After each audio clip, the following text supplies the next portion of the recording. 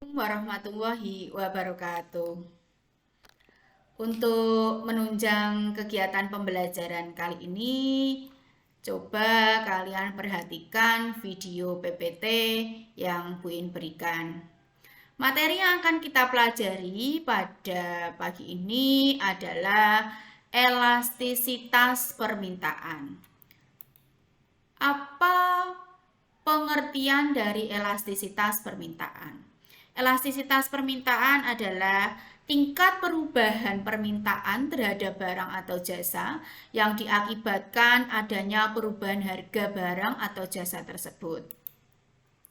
Permintaan dikatakan elastis apabila perubahan harga yang sedikit saja bisa menyebabkan jumlah perubahan permintaan yang sangat besar. Namun, sebaliknya, permintaan dikatakan tidak elastis apabila terjadi perubahan harga, namun jumlah permintaannya tetap. Adapun faktor-faktor yang mempengaruhi elastisitas permintaan, yang pertama adalah ketersediaan barang substitusi. Apa itu barang substitusi? Barang substitusi itu adalah barang pengganti. Semakin banyak barang pengganti, maka semakin kecil elastisitasnya. Sebaliknya, semakin sedikit barang pengganti, semakin besar elastisitasnya. Ada jenis barang yang tidak memiliki barang pengganti. Contohnya adalah bahan bakar minyak. Konsumen akan tetap rela membayar walaupun harga barang minyak tersebut mengalami kenaikan. Faktor yang kedua adalah jumlah pendapatan. Apabila seseorang memiliki pendapatan besar, perubahan harga tidak akan mempengaruhi jumlah permintaan. Sedangkan apabila pendapatan seseorang itu mengalami penurunan, perubahan harga sedikit saja akan mempengaruhi jumlah permintaan tersebut atau elastis. Faktor yang ketiga adalah jenis-jenis barang.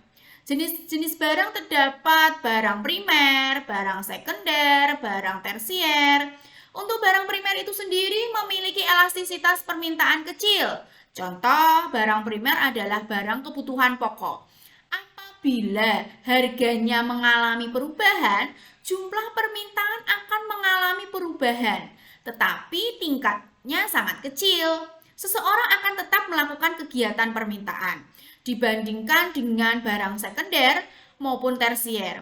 Apabila barang tersebut mengalami perubahan harga, seseorang akan menunda pembelian akan barang tersebut. Contohnya adalah barang-barang elektronik. Pembeli akan melakukan pembelian atau permintaan barang tersebut, akan tetapi menunggu barang tersebut mengalami penurunan. Faktor yang keempat adalah jangka waktu analisis. Semakin panjang jangka waktu analisisnya, hasil analisisnya menunjukkan elastisitas kecil. Dan sebaliknya, semakin pendek waktu analisisnya, hasil analisisnya menunjukkan elastisitas yang cukup besar. Sekarang kita akan mempelajari tentang koefisien elastisitas permintaan.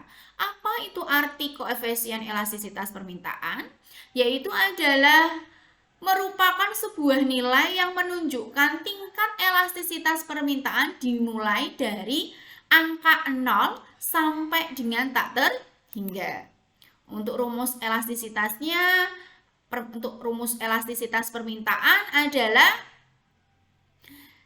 delta Q per delta P kali P per Q, di mana ED-nya itu sendiri adalah elastisitas permintaan atau elastisitas demand.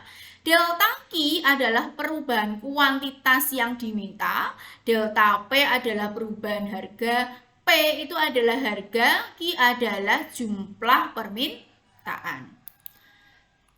Sedangkan jenis-jenis elastisitas permintaan yang pertama adalah elastisitas lebih besar dari 1, di mana persentase perubahan jumlah barang yang diminta lebih besar daripada perubahan harga.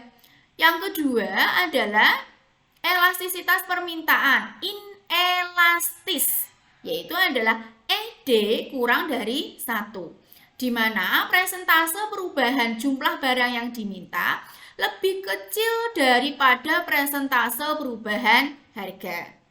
Untuk yang elastisitas permintaan yang ketiga adalah uniter, di mana elastisitas demandnya sama dengan 1. Menunjukkan presentase perubahan jumlah barang yang diminta sama dengan presentase perubahan harga. Sedangkan keempat, elastisitas sempurna, di mana ED-nya sama dengan tak terhingga, adalah perubahan pada tingkat harga mengakibatkan jumlah barang yang diminta tak terhingga. Sedangkan yang terakhir, yang kelima adalah inelastis sempurna, di mana ED elastisitas demandnya sama dengan 0. Adalah permintaan inelastis sempurna ini dapat tercipta jika perubahan harga tidak berpengaruh terhadap jumlah barang yang diminta. Adapun kurva elastisitas permintaan bisa kalian perhatikan, ED-nya, elastisitas demandnya, lebih besar dari 1. Inelastis kurang dari 1.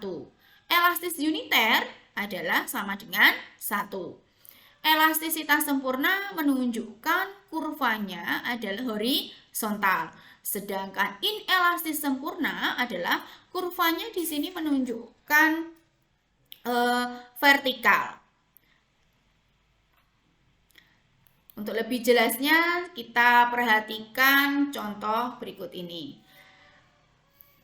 Pada harga beras dari harga 500 menjadi 750. Akibatnya jumlah barang yang diminta turun dari 100 unit menjadi 80.000 unit. Tentukan koefisien elastisitasnya. Diketahui yang pertama tadi P1 itu harga yang pertama mendapatkan kuantitas 100 unit.